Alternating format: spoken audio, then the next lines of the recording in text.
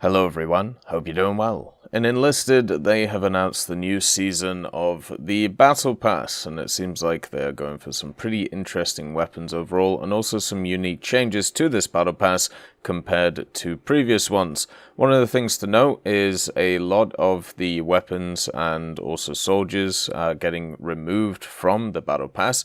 So basically the ones which are being removed from the store, if you want to make sure to purchase them now, if you have the gold orders or the enlisted gold.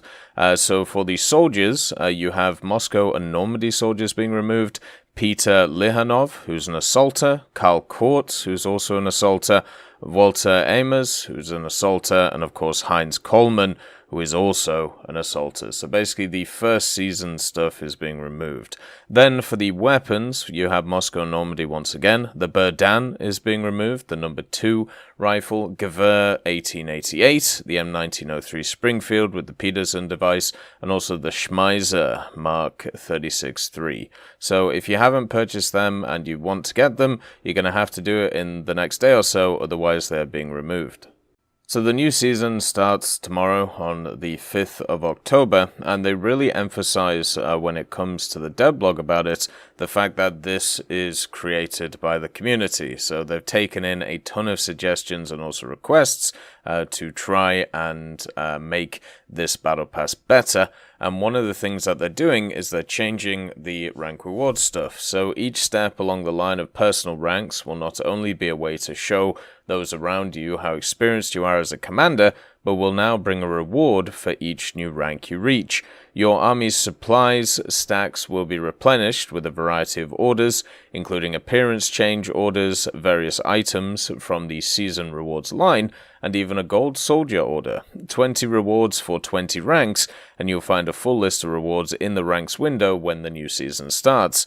And also don't forget that as the season updates, your rating points will be reset to the value indicated in the rank window. At the start of the new season, you will receive rewards for each rank you kept after the reset. So all of the marshals and everything that are around, yours will obviously get reset to a point. For me, I'm at 256 rating at the moment. Marshal rank is 150, so I'll obviously drop to the whatever the highest level is from there, and then kind of go from there. Now, what is kind of interesting about this is I do like the ranking system. I think it's really nice. I just wish it was private. One of the problems that I'm seeing in games, and that I've seen quite a lot when it comes to Enlisted, is people will appear in the games, and then what they'll do is they'll see how many marshals are on one team or another, or see that one team is stacked and the other one isn't, and then they'll just leave. This means that a game which might have been 55 to 45 when it comes to the percentage of each side maybe winning, it now turns into 90-10 or 100 to 0 in some cases. There's a lot of snowballing right now in Enlisted, depending on many different factors, and I think this one is one that could be easily fixed by just hiding them from the scorecard. They're adding an additional thing once you get to Marshal, so instead of just getting the gold orders and stuff like that, you'll also be able to use some new portraits. So the portraits will be of famous World War II generals, and you'll be able to use them for 120 days. I'm guessing for the season of the Battle Pass, and then they'll go away, and once you get Marshals next time, you get the next one. So there's a ton of them here. Zhukov's here, Patton, Montgomery, and also many others. What is kind of nice to see as well is they also have a German commander, who of course looks like the Desert Fox. So it's really cool to see each side represented. Even the Japanese boys get it, so that's really awesome, and hopefully in the future, we will see an expansion of this. It does seem that they are adding a few other things to the Battle Pass as well. Some of them specifically Battle Pass on themselves, and then also some which will stick around, such as the weapons and the aircraft and so on and so forth. So for the guns, they are giving some very spicy rewards. The first one being the PP, which is by Spitalny is probably how you say it. This is going to be available for Berlin, Moscow, and Stalingrad. It looks very similar to, of course, the PPD. It was a submachine gun. It features a noticeably larger magazine capacity of 97 rounds compared to the 72 rounds of the PPD, which was its direct competitor. So this thing, if you are holding down the trigger, you will be able to annihilate squads pretty quickly. And then for Germany, for Normandy, Berlin, and Stalingrad, you have the MKB-42W.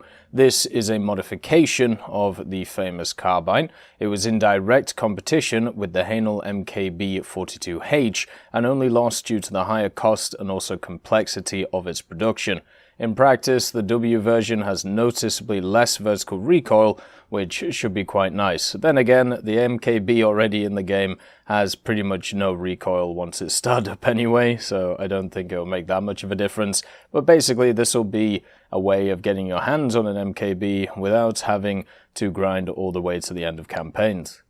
The Americans in Normandy and Pacific will get the M1E5. This is a compact and also lightweight carbine based on the M1 Garand.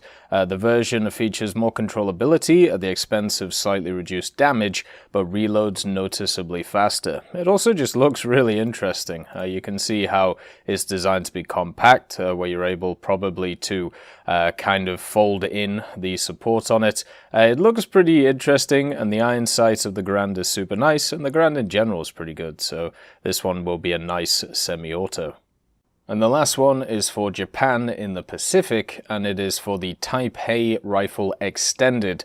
So we actually have the Taipei rifle already in the campaign itself. The difference between it and this one is the extended version gets 10 rounds instead of 5 in its magazine. This is really nice. I was actually hoping that this would actually be a tech tree kind of gun, just because of the fact that a lot of the Japanese stuff is limited to 5 rounds.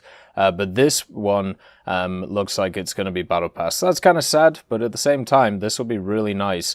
Once again, a lovely semi-auto. There's also going to be other stuff available for gold orders, such as 12 unique soldiers for each campaign and country, so basically 1 soldier for each country in each campaign, and then also 6 special armored vehicles and aircraft in a unique camouflage as well, which is super nice to see. So overall, those should be quite good as well. I haven't really purchased a lot of them because usually you need the actual squads themselves to use them, so they're not great for newer players in general, whereas the weapons are pretty good. So hopefully some of these are a bit lower tier, so they're easier to use. They've also added in a few more things, so they've said, "You've sent us numerous wishes for more appearance change orders and will happily honour this request. The number of such orders among the rewards of the upcoming Battle Pass season has increased 9-fold. So you can use them to buy new customization items for your armies in the Pacific and also Stalingrad, or save them until customization elements are added to other campaigns.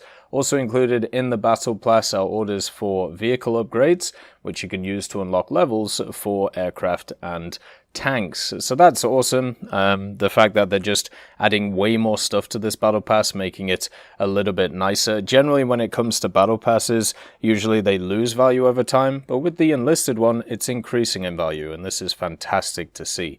So this Battle Pass looks awesome. Remember, it starts on the 5th, so get your teeth stuck into it. And as always, I hope you have a wonderful day, and I'll see you next time.